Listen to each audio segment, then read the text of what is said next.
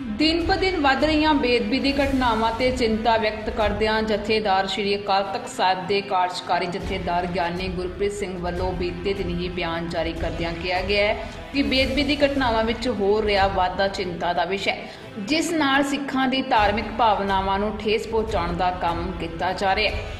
पर आखिर सवाल यह है कि पंजाब सरकार ते भारत सरकार दीयां एजेंसियां बेदबी की घटनावां रोकण च असमर्थ क्यों ने। ये सरकार जिहड़ा है वो खोज करनों बिल्कुल बुरी तरह जिहड़ा है वो असफल हुई है। भारत सरकार दीयां एजेंसियां फेल होईयां ने, भारत सरकार दा जिहड़ा तंत्र फेल होया और स्टेट सरकार दा तंत्र जिहड़ा है वो भी बुरी तरह जिहड़ा फेल होया। एडे वड्डे वड्डे स्कैम हो जाते हैं, जे वो कढ़ लए जाते हैं तो फिर सिखां दे मामले दे विच जिहड़ा सिखां दे दिलां नूं ढाल आ रहा, गुरु ग्रंथ साहिब जी दे मान सन्मान नूं ठेस पहुँचा के ते उन्हां दोषियां बारे खुरा खोज जिहड़ा है वो लभणों साडियां जिहड़ियां एजेंसियां असमर्थ क्यों ने, क्यों नहीं इन्हां नूं सफलता मिल रही। ये बड़ी चिंता का विषय है। इउं लगदा है जिवें जानबुझ के सिख मनां नूं ठेस पहुँचाउण वास्ते और सिखां नूं धार्मिक तौर ते, सियासी तौर ते, आर्थिक तौर ते, समाजिक तौर ते खत्म करने के लिए इस किस्म दीयां घिनौणियां घटनावां नूं अंजाम दिता जा रहा है। असीं भारत सरकार नूं इहो कहना चाहुंदे हां कि अपनियां सारियां एजेंसियां सारी ताकत जिहड़ी है इन्हां दोषियां दा खुरा खोज लभण लई और खास तौर दे उत्ते इन्हां दोषियां दे पिछे जो साजिश करता घिनौणा अपना चेहरा पा के बैठा है उन्होंने जिहड़ा सामने लियाउण दी बहुत वड्डी लोड़ है। बाकी गुरुद्वारा कमेटियां नूं, सिख संगतां नूं असीं कहना चाहांगे कि सावधानी वरतो, CCTV कैमरे लगवाओ और पूरी तरह जिहड़ा एहतियात वरतो ताकि कोई भी इस तरह की गुरु ग्रंथ साहिब सच्चे पातशाह के मान सन्मान नूं ढाह लाउण दी जिहड़ी है कोई कार्रवाई जिहड़ी है वो ना कर सके। वाहिगुरू जी का खालसा, वाहिगुरू जी की फतेह। वाहिगुरू जी का खालसा, वाहिगुरू जी की फतेह। बड़ी दुखदाई गल है कि श्री गुरु ग्रंथ साहिब सच्चे पातशाह के मान सन्मान नूं ढाह लाउण वालियां कार्रवाइयां जिहड़ियां ने वो लगातार ही पंजाब की धरती के उत्ते हो रही ने और बदकिस्मती है कि जिहड़ा भी दोषी जिहड़ा है वो मौके के उत्ते फड़िया जाता है उस नूं पागल करार जिहड़ा है वो प्रशासन वालों दे दिता जाता है। कौन करवा रहे है, किवें हो रही ने, इन्हां दे पिछे किहदा हत्थ है, कौन वड्डे साजिश करता ने, ये सरकार जिहड़ा है वो खोज करनों बिल्कुल बुरी तरह जिहड़ा है वो असफल हुई है। भारत सरकार दीयां एजेंसियां फेल होईयां ने, भारत सरकार दा जिहड़ा तंत्र फेल होया और स्टेट सरकार दा तंत्र जिहड़ा है वो भी बुरी तरह जिहड़ा फेल होया। एडे वड्डे वड्डे स्कैम हो जाते हैं, जे वो कढ़ लए जाते हैं तो फिर सिखां दे मामले दे विच जिहड़ा सिखां दे दिलां नूं ढाल आ रहा, गुरु ग्रंथ साहिब जी दे मान सन्मान नूं ठेस पहुँचा के ते उन्हां दोषियां बारे खुरा खोज जिहड़ा है वो लभणों साडियां जिहड़ियां एजेंसियां असमर्थ क्यों ने, क्यों नहीं इन्हां नूं सफलता मिल रही। ये बड़ी चिंता का विषय है। इउं लगदा है जिवें जानबुझ के सिख मनां नूं ठेस पहुँचाउण वास्ते और सिखां नूं धार्मिक तौर ते, सियासी तौर ते,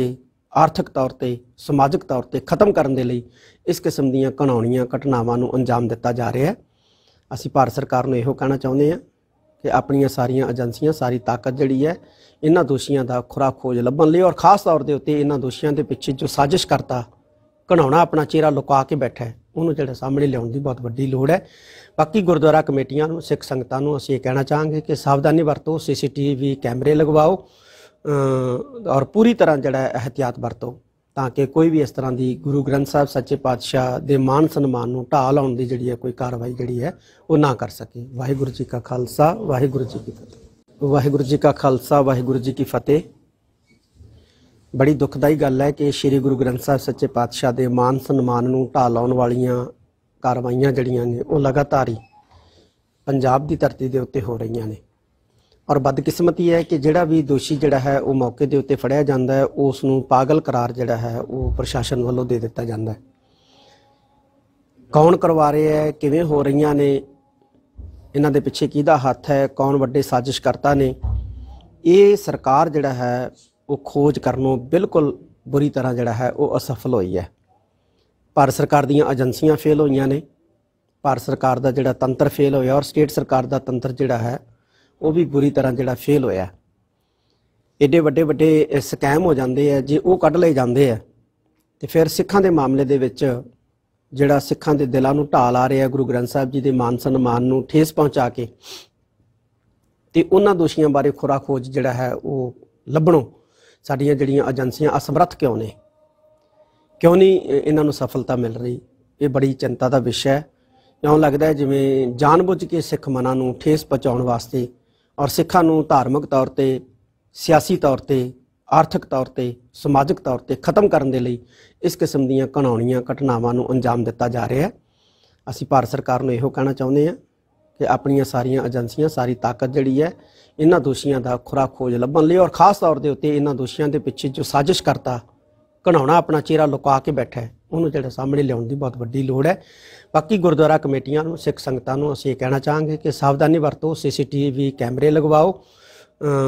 और पूरी तरह जिहड़ा एहतियात वरतो ताकि कोई भी इस तरह की गुरु ग्रंथ साहब सच्चे पातशाह के मान सन्मान नूं ढाह लाउण दी जिहड़ी है कोई कार्रवाई जिहड़ी है वो ना कर सके। वाहिगुरू जी का खालसा, वाहिगुरू जी की फतेह। वाहिगुरू जी का खालसा, वाहिगुरू जी की फतेह।